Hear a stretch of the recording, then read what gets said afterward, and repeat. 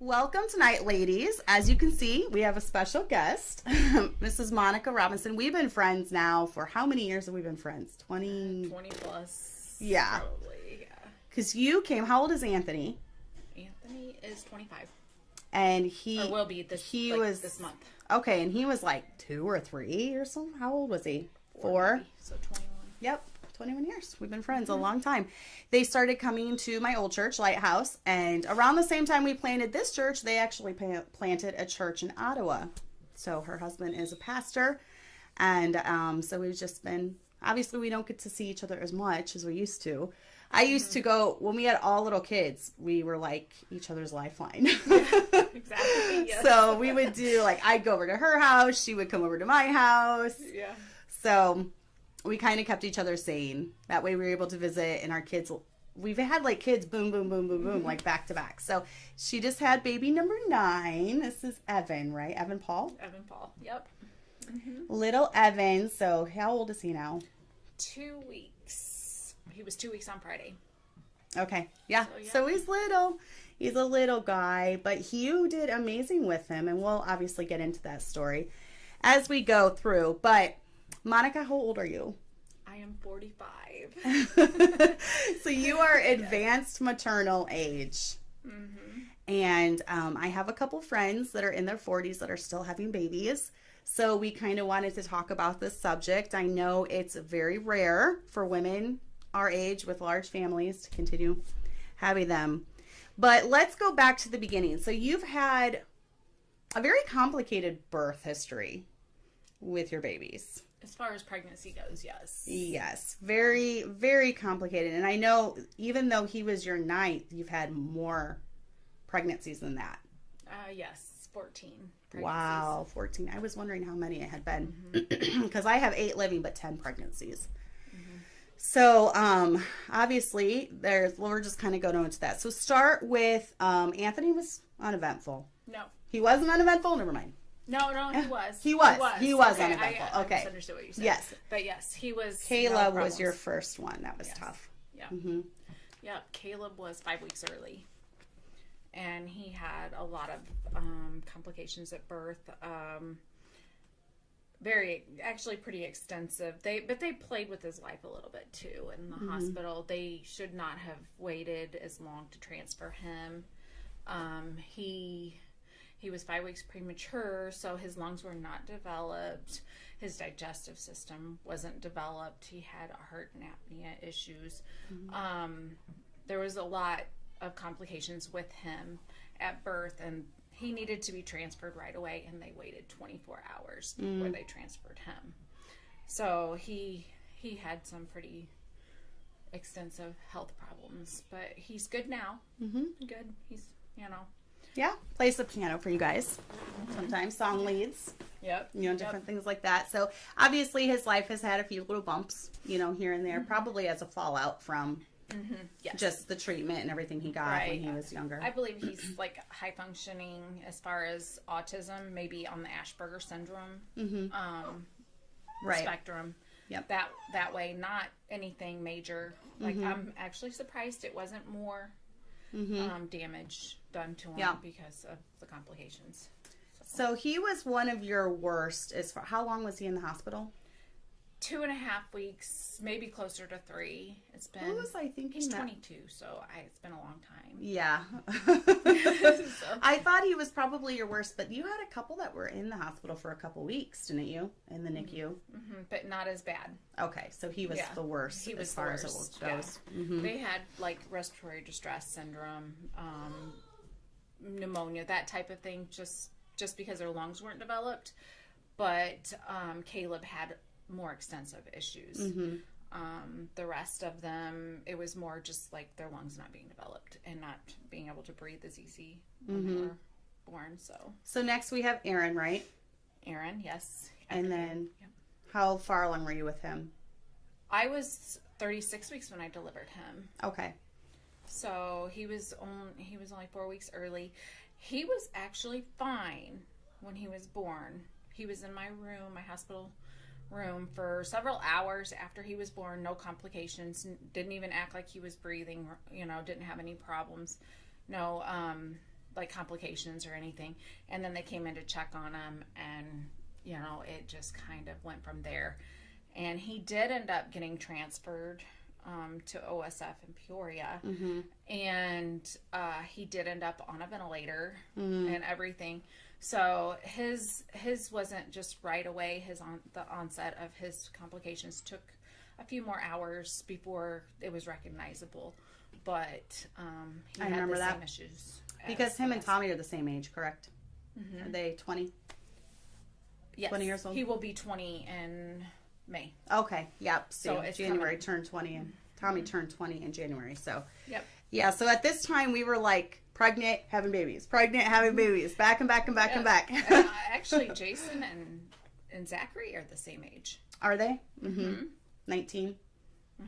Well, he will be 19. Zachary will be 19 in May. So so almost identical. Yeah. That's why our boys to this day, I think they still consider your boys their best friends, because they grew up with them, and we were over all the time at their house. They were church, school, everything, just until the last 10 years, until we kind of started our own churches.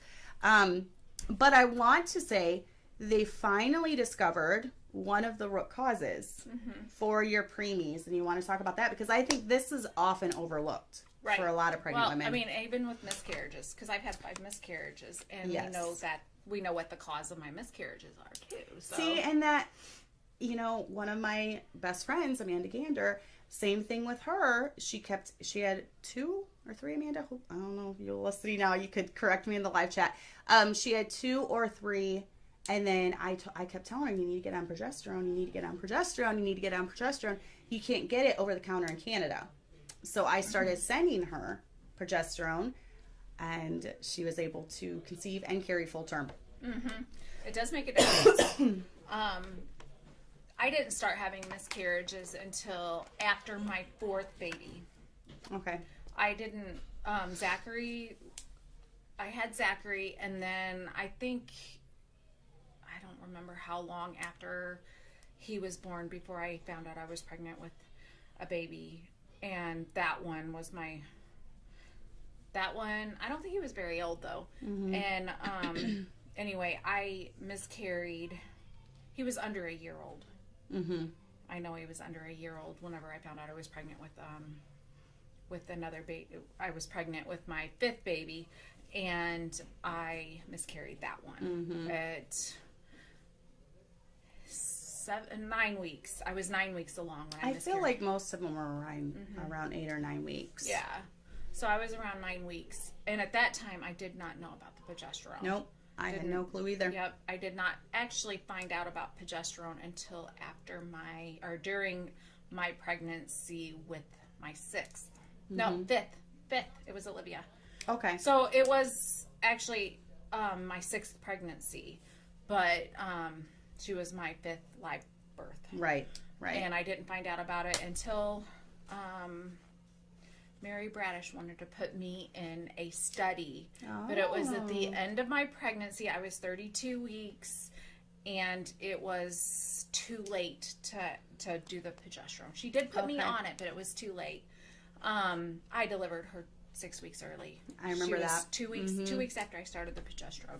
Okay. Was whenever I delivered her.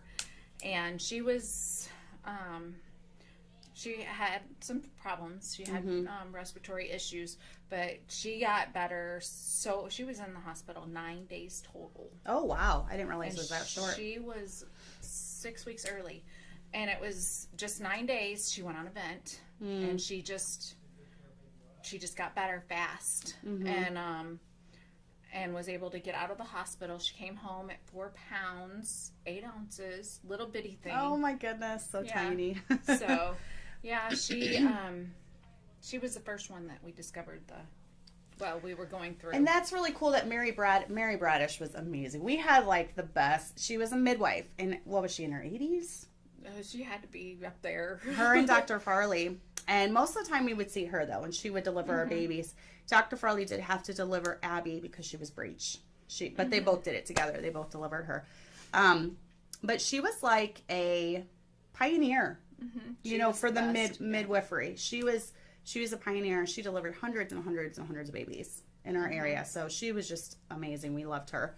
So then after Olivia, now when was the first time, because I know as you got older, when you would get pregnant, you would bleed at the beginning. And the progesterone would sometimes stop that, wouldn't it? Yeah. Yeah. That was whenever I was on Mary Bradish retired at the end of my pregnancy with Olivia. She showed up to the birth, but she retired, and she was delivered like 2 weeks. It was 2 weeks. It was 2 weeks before she delivered, or she was born, that Mary ended up retiring. So I had a doctor for Kaylee, and I wanted to use the progesterone. I wanted to try it, and my doctor wouldn't put me on it. She said progesterone doesn't. Doctors can be picky too. Yeah, about and that. the doctors, they said progesterone doesn't help it doesn't carry your pregnancy, so they wouldn't even try it. And so anyway, I delivered Kaylee 6 weeks early. And so I wasn't on it with Kaylee, and so she ended up delivering 6 weeks early, and then we just took a break because we started the church. We didn't have any kids for a little while, and I did have in 2015 I had 2 miscarriages in a row, and that was when we were ready to have kids. Like the church was established, right? Because I get so sick during pregnancies. She gets like hypermesis. Yes, hypermesis. Really bad. Yeah. So I get really sick, and I was afraid that because I would be so sick that it would affect getting the church started. So we didn't have any kids, and there was a big gap. Oh, what is the gap? It's almost 8 years. Is it really? I didn't realize that. Yeah, but there was the 2 miscarriages in there in 2015, which would have closed that gap if it wouldn't have happened. But progesterone played a part in those 2 miscarriages. So my levels were not high enough to carry a pregnancy. Right. So,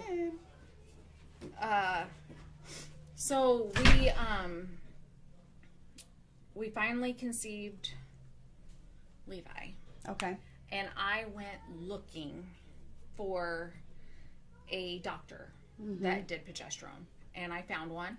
And I thought I was going to lose Levi because there was some bleeding that started at the beginning of that. And so I got on, and I'm not on creams. I have to be on the injections. Right. You need a very, very high dose. Yes. Yes. Her levels are so low. Yeah. So I have to have the injections. And so I got bioidentical progesterone injections, and I got 1 shot per week. And I carried Levi. And it's also the reason why I have premature birth. So I was able to carry him to 37 weeks and 4 days. But progesterone doesn't do anything. Right. That's what the doctor said. But even though we both know, we've seen it stop miscarriages. We've seen it sustain pregnancies. I mean, Amanda's doctor told her, if you wouldn't have been on this, and I was just sending the cream. If you wouldn't have been, and it was the same thing, the bioidentical or whatever it is. She's like, if you wouldn't have been on this, you would have miscarried because her levels were so low. So then she went, I believe, on suppositories. Yes, you can do those. Yep. Something like that. Yeah, I have those for backup.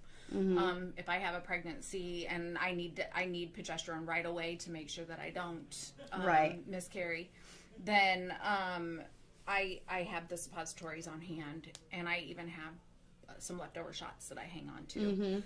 And for those early days, if you're pregnant and you need it right away. So I don't even remember. So after Levi, then you had, is it just Evelyn? Evelyn, yeah. And then Evan. And both of those went almost full term. Evelyn was 37 weeks and 5 days. Nice. And then Evan was 36 weeks, 6 days. Right. So he was a little bit earlier. I don't know if my age played a part in that, but whenever I stop the shots, I can only go a week to a week and a half, and I will deliver. Right. Your water breaks with every single one. Except him. Really? It didn't? Oh, he was born in the sack, wasn't he? He was completely. That's crazy. He was completely born, and she broke it Oh, open that's so after cool. he was out. Mm-hmm. He was completely out. I've never experienced that because my water breaks every time, and I do think the progesterone is what made my sack this time, because I was doubled. My progesterone was doubled this time. I had 2 shots a week, and it was the prescription was even just as high in both shots. So, I this time my water didn't break. I kept saying, I'm not in labor. I'm not in labor. I know that my water always breaks. Right, yeah. Every single time. And I'm like, there's no way, you know. But I really didn't know I was in labor either whenever I was, because it's not how things go. Right, my water no. breaks and then labor Yes. starts. First one in 9. Yep. That's crazy. I forgot about that part. Yeah. So you've obviously, we wanted to do the whole thing with progesterone, though, in case you are having problems, you know, carrying, even going into labor early, you know, it stopped her from. Yeah, you would go on the injections until the week, 36th week, and then you would stop your injections then, or you would stop your progesterone, whatever, and then you should go, it's so that your body will start getting ready for birth. And so that's why they say by week 36 you would want to stop your progesterone. Right. Now you kind of can let the go natural cycle. Mm-hmm. You can go a little bit longer if you need to. I always stopped mine because that's what they recommend. And this time I was like double, but I only went like the week, basically a week and a day. And then he was born. But it was all natural. Like I naturally went into labor. I actually went to sleep. because I get sick, I take Unisom. Unisom is one of the safest things that you can take for morning sickness. So I would take 1 Unisom a day, and I would take it at bedtime because it's a sleep aid. And the night before, I'm like, I don't want to be sick the next day, and you know, because I was thinking, well, labor probably won't start till next week anyway, so. I'm going to go ahead and take it. I think I slept through most of my labor. Oh, that's funny. Because I woke up at 4:30 in the morning, and I was in labor. I'm like, we got to call the midwife like now, because she lives like an hour and a half away. Did she make it? She made it like 20 minutes before he was born. And he was your first home birth? Yes. Mm-hmm. I was glad that you got that. I know you really wanted that. Yes. So, but what do you think? Do you feel like there was differences in pregnancies from when you were in your 20s and 30s to when you were in your 40s? Yes, there is. I mean, I always have hard pregnancies anyway because of morning sickness. My morning sickness is like, I can barely function most of my pregnancies. I was like pretty much bedridden, couldn't keep things down. It was pretty rough pregnancy wise until I remember like the 6th and 7th month, I'd start feeling better, but I could still have those sick days even after then. Now you took a prescription to help with the nausea too, didn't you? I did, but not with my boys. My first 4 pregnancies, I suffered through it because they never offered me any medication. I remember. My 2 girls, I took Zofran with. Yeah. And Zofran is actually not one of the safest ones that you can do, and it just took the edge off. It did not take anything away. It would keep me from like throwing up, I guess, basically. I could keep stuff down, but I still couldn't function. It took everything just to get ready to do anything. Yep. So I did have a hard time with that. Now, whenever I was pregnant with Levi, they had another morning sickness drug out called diclegis. And diclegis is safer than Zofran. No, like, it doesn't cause birth defects. Like, Zofran can cause cleft lip and palate and all of that. And they kind of scared me a little bit with Kaylee because they said, well, in one of my ultrasounds, they said, well, I think she has cleft lip because there's a shadow there and it looked like it was, and I'm like, no, I had ultrasound. I know she's not. Right. They didn't know that, but I did. Uh-huh. But anyway, they did kind of try and scare me a little bit on that. But she was perfectly fine. But with Levi, they gave me diclegis, like samples, and I tried it. And it worked so much better than Zofran. And diclegis is actually Unisom. Oh, yeah. It's Unisom and B6. Okay. If you take Unisom and B6 together, I think it's like 100 milligrams of B6, and then your Unisom, it's a certain Unisom. You don't want to get, there's 2 different Unisoms and 2 different drugs in it. Okay. So you want to get the one that's 20, it's only up to 20 milligrams, I think, and it's a certain drug. I'd have to look it up to know exactly which one it was. But anyway, you take those 2 together and it's equal to diclegis. And so I've heard good things about that. I had to take that because the prescription for 30 days for diclegis was over $400. Oh my goodness. And I told my husband he was going to get it for me. I said, "Don't you get that for me. I will suffer. That is too much money. $100 a week." Yeah. I said, "There is no way." I said, "I will suffer through it. I've done it before. Do not get that." You know, he would have done it because he didn't want to, you know, me to have to suffer through if I had something that would work. Right. But I said, "We can't do that." I said, don't do it. I mean, I'll make it. And so anyway, then they told me about the Unisom. I'm like, okay, let's do that. It's a lot cheaper. Yes. I've heard great things about combining those, the Unisom and the B6. So that's another tip too, if you want to know. But you said that you kind of tend to think your last few pregnancies have been easier than when you were younger. But I think some of that is because of the Unisom. Yes, that helping. That and then also the progesterone itself. Right. But progesterone can make you a little nauseous. At least it always made me a little tired, and I was just on the cream. It kind of made me a little tired when I was taking it. Yeah. Maybe it's just pregnancy. I would go off right around my last 2 babies. I took it because I had spotting in the beginning, and I figured, well, I'm older, might as well have the cream. And I would go off right around 4 months, you know. Yeah, 16 weeks is when you would go off of it to keep you from having a miscarriage anyway. So 16 weeks, because if you're not having any signs of premature birth, you would stay on it for the 16 weeks, and then they would take you off of it. Even the injections, they would take you off of it at 16 weeks. But because I have the premature birth and I have the miscarriage, right, I'm on progesterone from the start. I started it with him at 4 weeks. And I was on it, well, as soon as I found out I was pregnant, I was started on progesterone, which is around the 4th week. Yeah. 16 weeks you would stop if you weren't going to be delivering earlier or have that risk. I'm high risk, so I have to be on it my entire pregnancy. Right. So what do you think what were the pros to having babies in your younger years? Well, you have more energy. Yes. Energy. Yes, is definitely. Huge. So important. Yeah.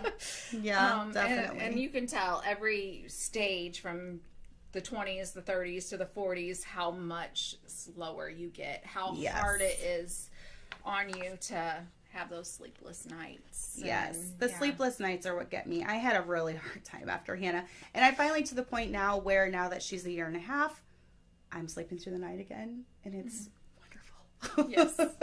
It's so nice. So I'm finally getting sleep, but I had them pretty close, Kelly and Hannah. And Kelly was my worst sleeper. So I had a good 2, almost 3 years where I didn't sleep very much. And I think that was the hardest thing on me, was the lack of sleep, where I feel like I could just power through it better when I was younger. Yeah. Maybe that's all those years catching up to us. I don't know. Well, I agree with you on not being able to.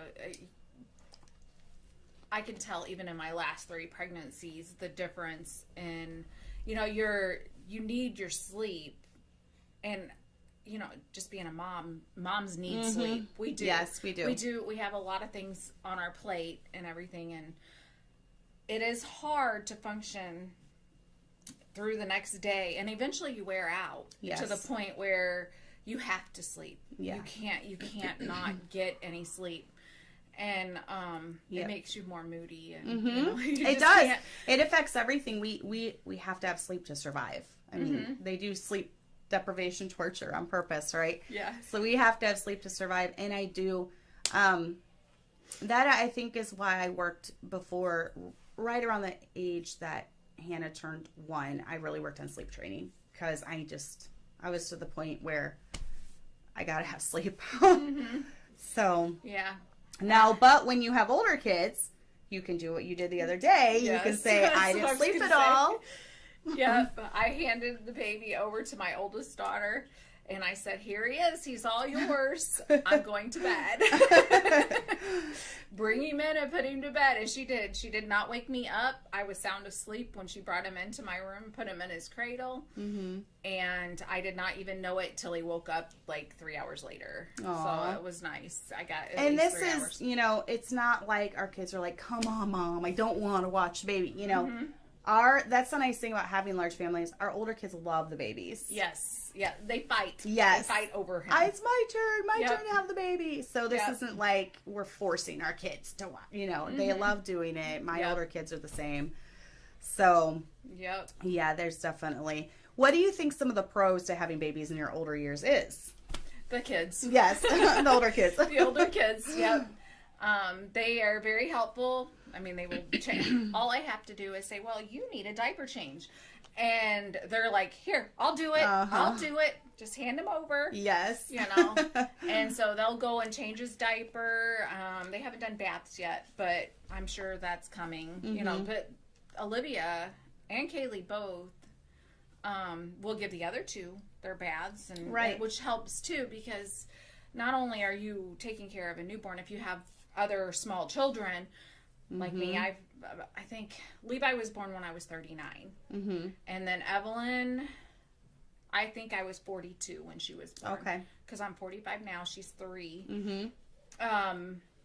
So when I was 42, I had Evelyn, and so the older girls have really helped with them, because I'll be feeding him or whatever that he needs. I'll be taking care of him, and they'll take care of the other kids for me. Right. They make sure that they get their dinner. Like, well, that's the thing. Plates. Even with making food. I mean, Abby's taken over our whole kitchen, so yeah, that's my kids too. Yeah, they've helped in that. So area even too. with that, you can just feed, nurse, because at the beginning, it's so much time goes into nursing and cluster feeding, and I think that's a huge advantage to having them when you're older. Is you don't have 3 under 3 that you're the only one that's taken care of when Dad's gone.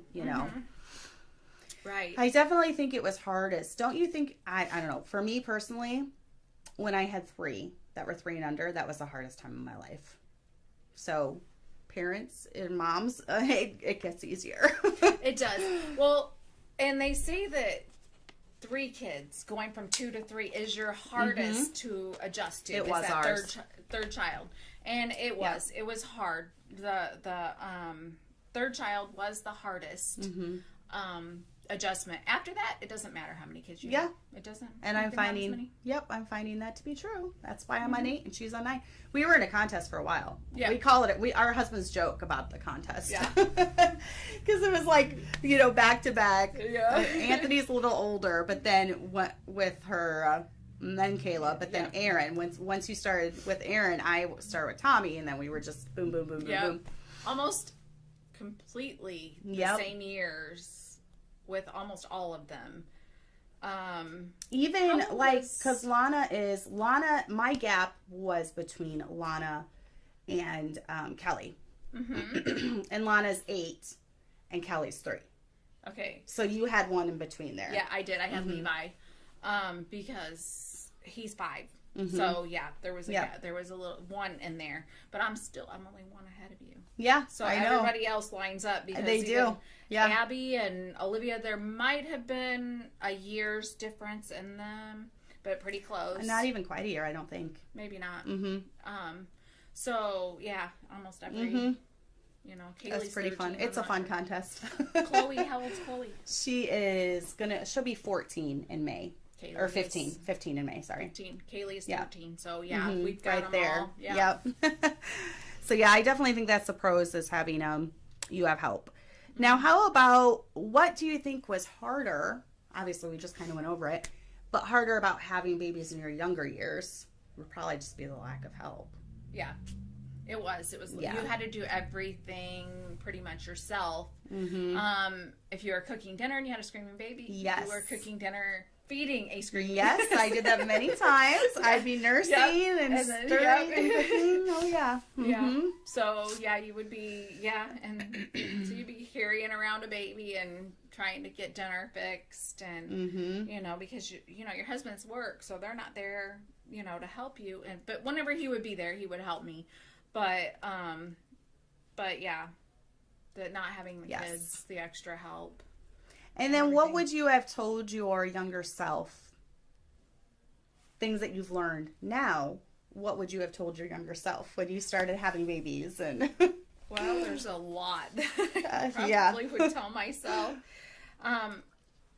Well, just learning so much more about different products that you would use on them, different procedures that they would be doing on them in the hospital that you were just naive to. Right.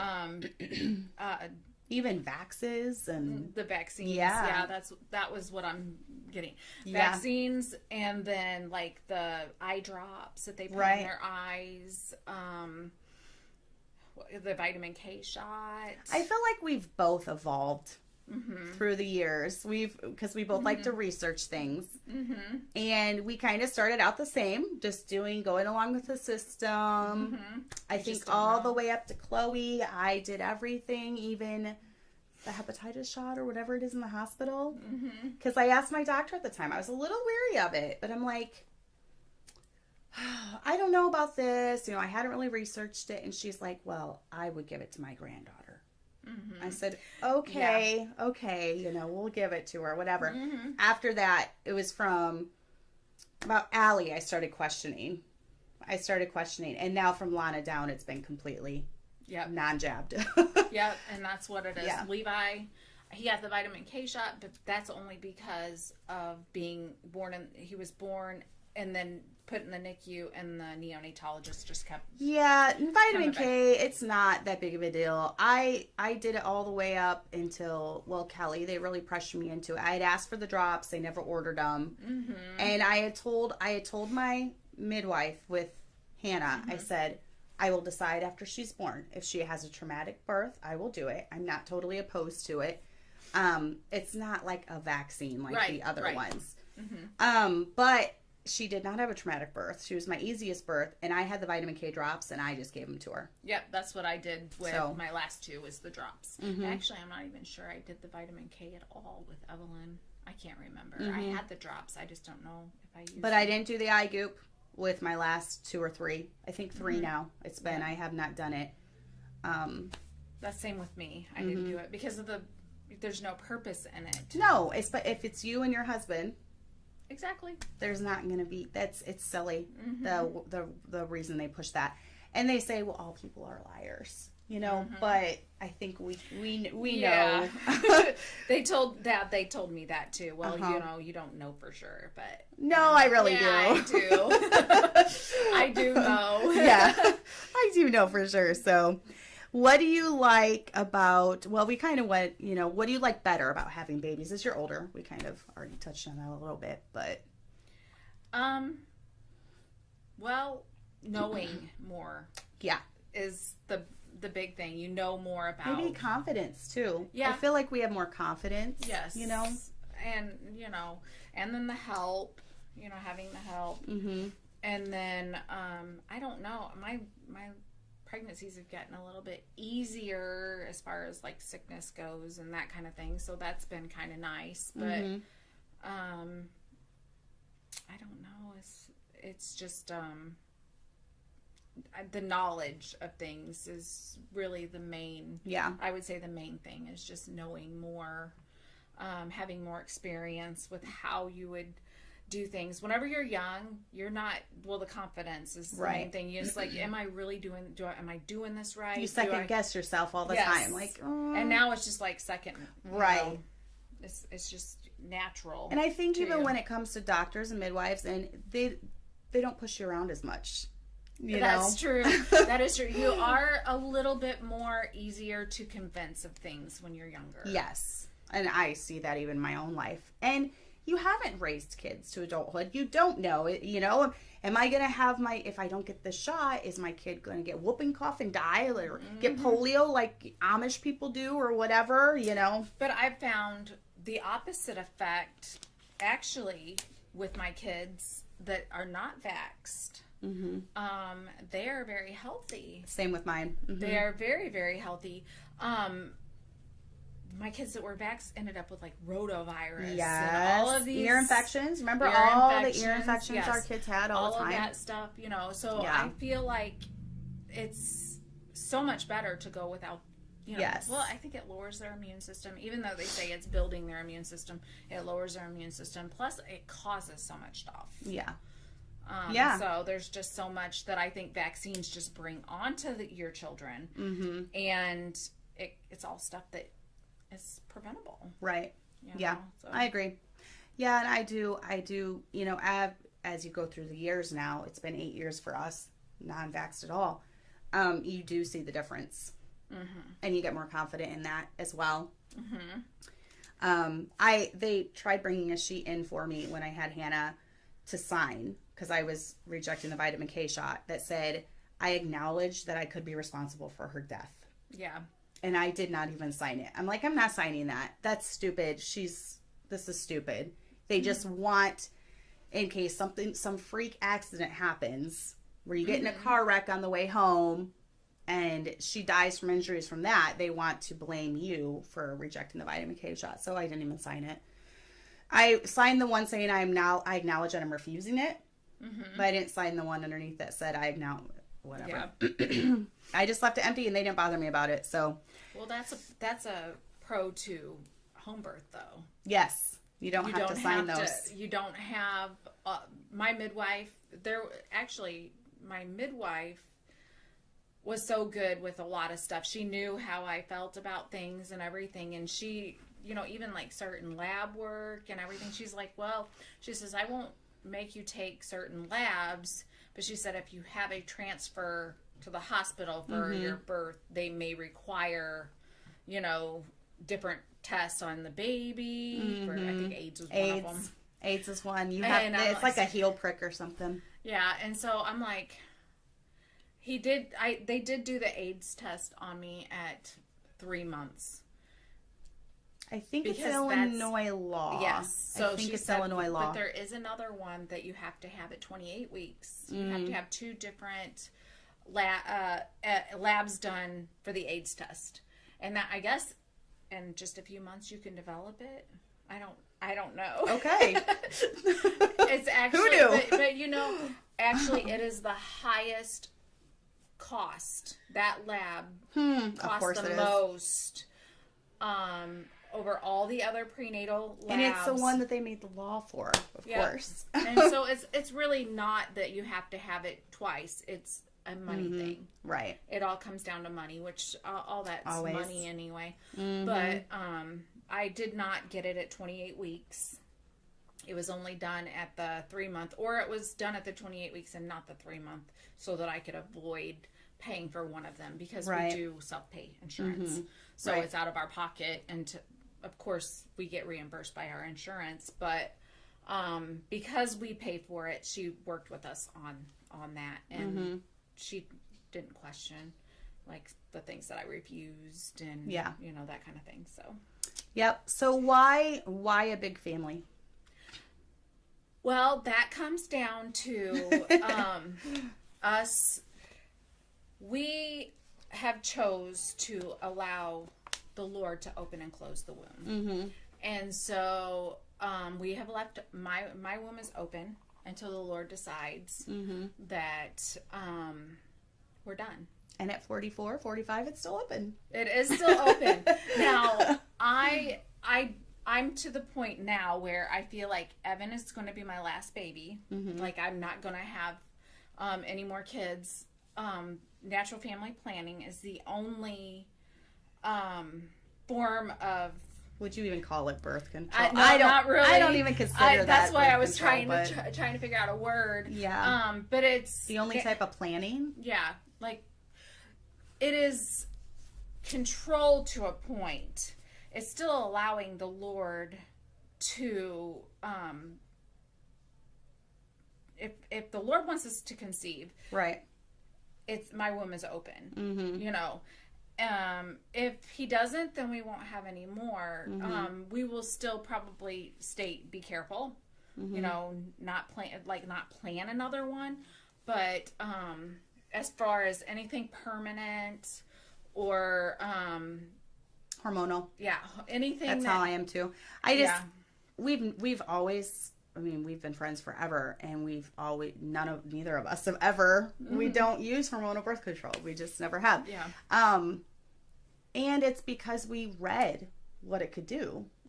And we don't ever want to take the chance that we're aborting a fertilized egg. Right.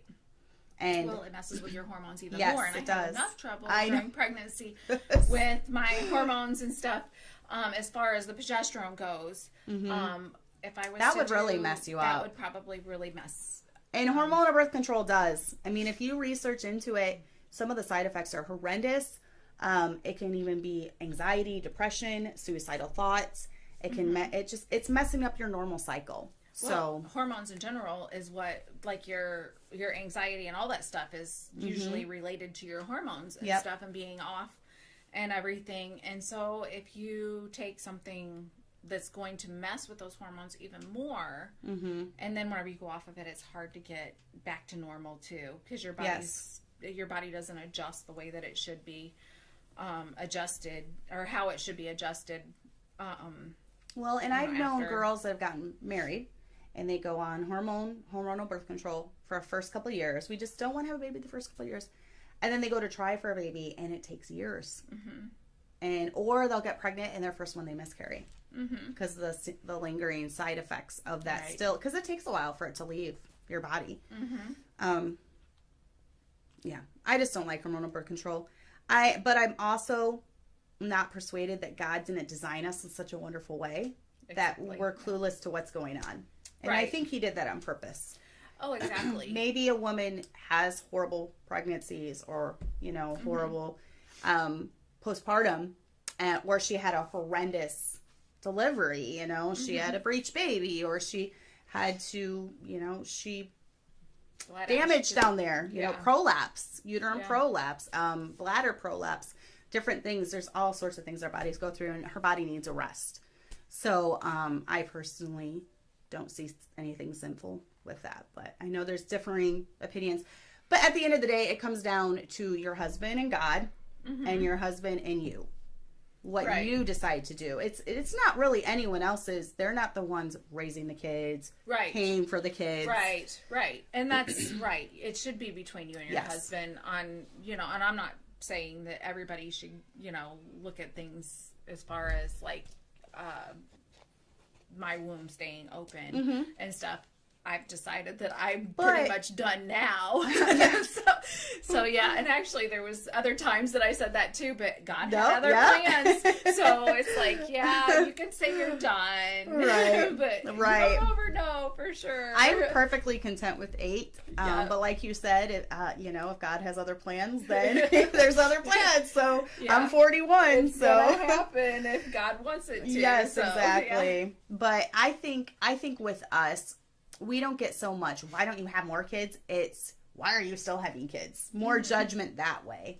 Like, why in the world are you still having kids? And my parents have kind of came to the conclusion, they were saying, you need to not have any more kids for a long time. Now it's like, oh, you're having another one, you know. That's good. They got used to it. Yeah.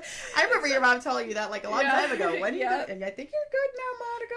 And then now, whenever I have them, one more, you need to have one more and have 10, you know, because my grandma had 10 kids. Oh. And so just one more and you caught up with grandma. I'm like, no, I think I'm good with 9, you know, but anyway. Well, we'll I always see. say we wanted 10. Remember when we got married, we wanted 10, but we've had 2 miscarriages and we have 8 living. I'm like, so there's 2 in heaven waiting for us. So Yeah, we got our 10. I have 5. I've had 5 miscarriages. My last miscarriage was very traumatic. Yes. I didn't know if you wanted to touch on that or not. I count her because I know it was a baby girl, and I was in my 2nd trimester, and I count her as my number 10. Yeah. Not that my other miscarriages were not counted. I count them, But you actually had her. I had her. And you held her. I held her, yeah. She wasn't very big, but and I've seen pictures, and and she was beautiful though. Yeah. It was really neat. I mean, not neat, but you know, Yeah. just amazing seeing God's handiwork in a little baby. a little baby, yeah. And you know, and for people to say they're not babies, No, at it was that definitely a baby. gestation, fully. Were you 14 weeks? I was 14 weeks. Okay. Yeah. So it was an early 2nd trimester miscarriage, but let me tell you, it was labor. Yes. It was the most traumatic experience I've had with a miscarriage. It was, and it was 1 year ago in February 26th was a year ago, and I went through labor just like I would delivering Evan here. Yeah. For hours. I mean, and you deliver the baby and you still go through the labor because you have to deliver everything. My first miscarriage was like that at almost 10 weeks. I almost hemorrhaged. Well, I didn't know if I was going to live. Yeah. I did not know if I was going to live because I could hardly walk at the end. Yeah. It was bad. I lost so much blood. There was a lot. And Well, we just had a lady here that went through the same thing and had to go to the ER because it was so traumatic, and she almost died too. Yep. I remember getting up at 3:00 in the morning, and I could hardly walk just to go to the bathroom, and I couldn't even get up. I stood up and ended up basically falling on the floor, and Paul had to come and help me get back in bed. That's and horrible. I cried. I started crying, and I said, "Please pray that I don't die." Aww. So yeah, it was. So then people look at us. Why do you go through all that? Why do you put yourself? You go through the valley of the shadow of death every time you conceive. There's always that chance that you're going to miscarry, and you're going to go through that. Because this. Yes, they are so worth it. Yes. But this probably would not have happened if it would not have been for God, because You were scared. I was afraid. I was not. I had came to the conclusion I didn't think I could do it again for fear of going through another miscarriage in the 2nd trimester. Yeah. And the Lord blessed me with him because he said, "No, you need to have another one." I think he. It may have been because he didn't want my last one to be as traumatic, Right. as what it was to have her, and so he blessed me with him. And let me tell you, I was so afraid. I was so afraid that I was going to lose him. I was able to, and I think the Lord worked out this pregnancy to be my easiest and not be as sick, so that I could,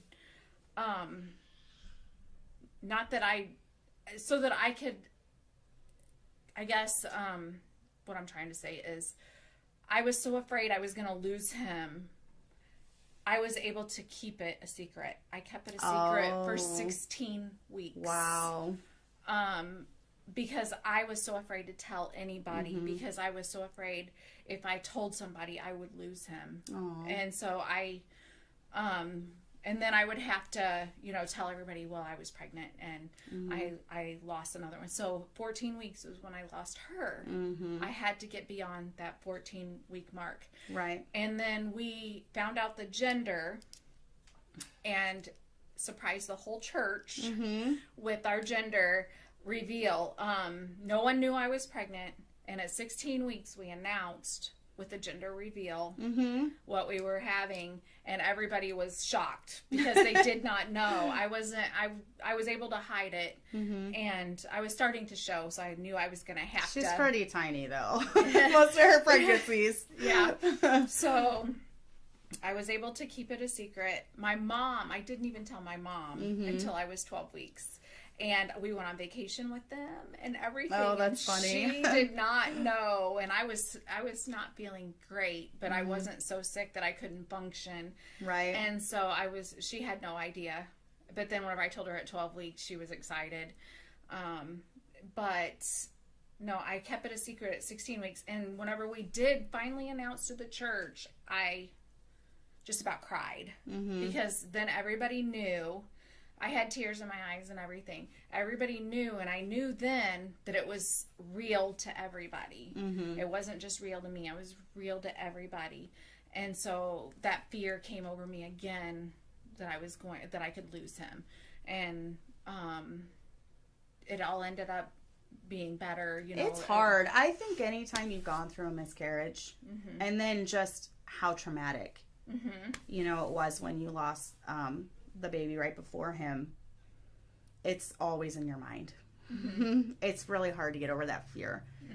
In fact, with my last, since Kelly and Hannah, I spotted with both of them at the beginning, and I was always just kind of resigned, like, okay, well, I'm losing the baby. It's like you don't want to get attached or something. And that's what I had trouble with him, is I was so afraid to get attached, because you can't help it. Yes. And so I just was so afraid of getting attached and then losing. And but then at the same time I had the feeling where I should be attached.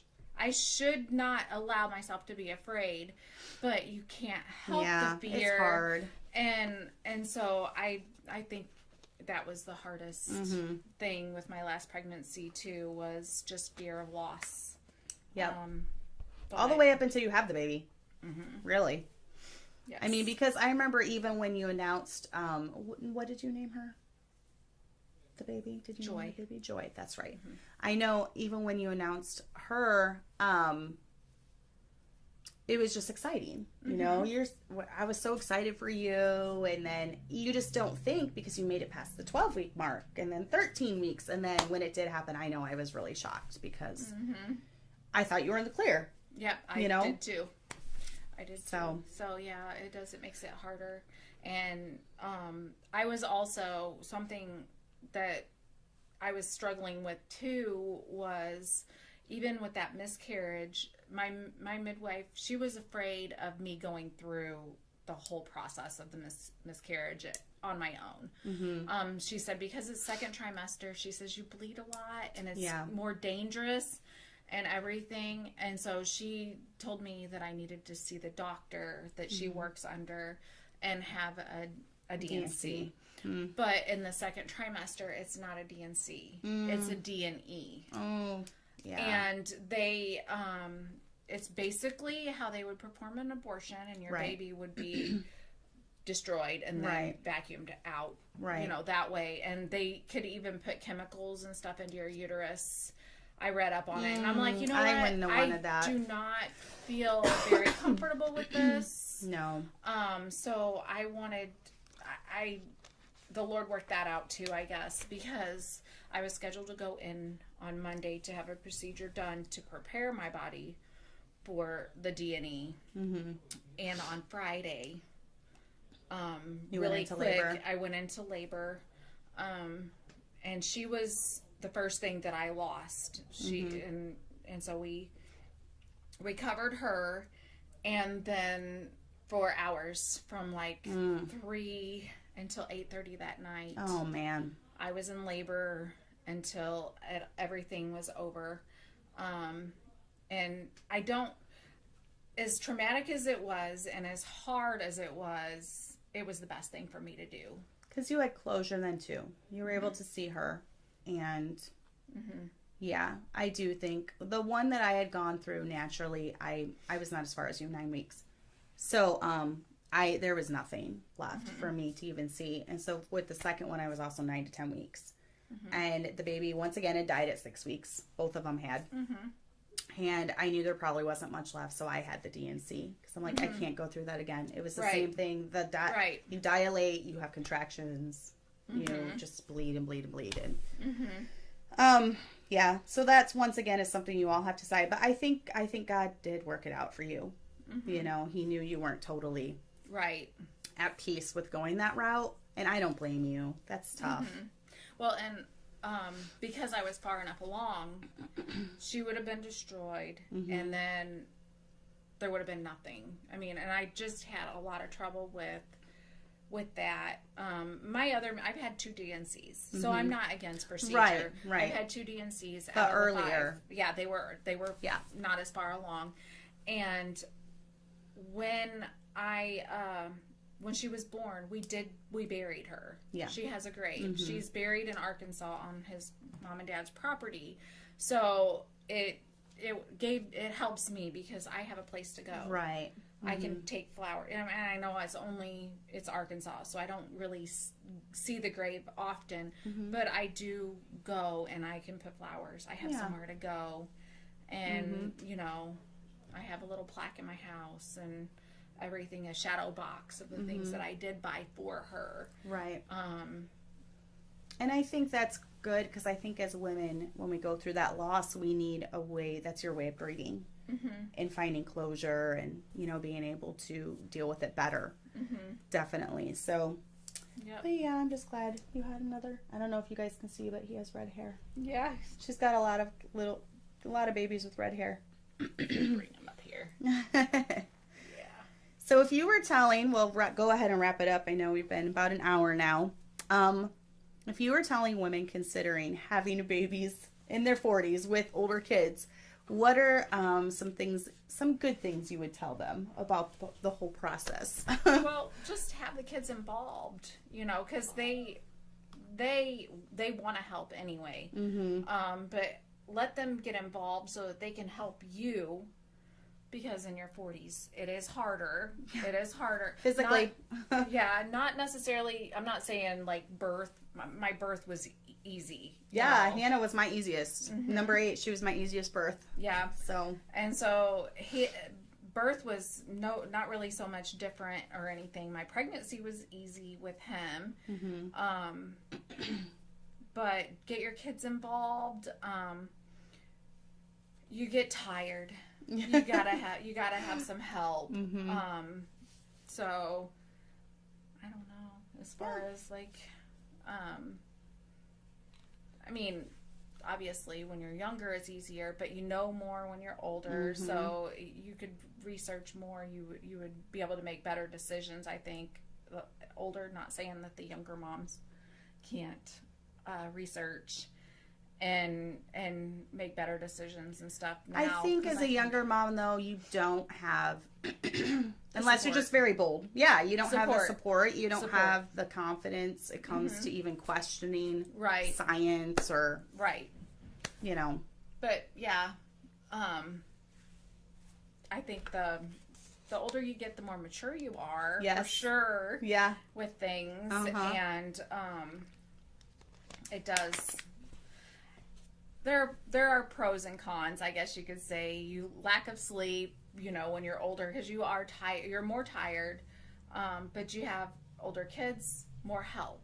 Yeah, you know, you have more help, and you know more, so it makes it easier. You don't question yourself as much, where you did whenever you were younger. And you usually go when you're younger. You usually go and ask somebody more mature than what you are.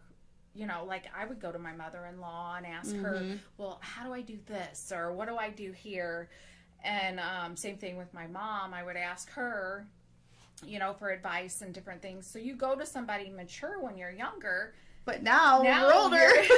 When you're my age, you don't really have to ask. No, because you just know. Kind of figured it out by now. Right. And really, when you're older and you have younger children, it actually trains your daughters. That was an important thing I wanted to, because our girls are so good with babies.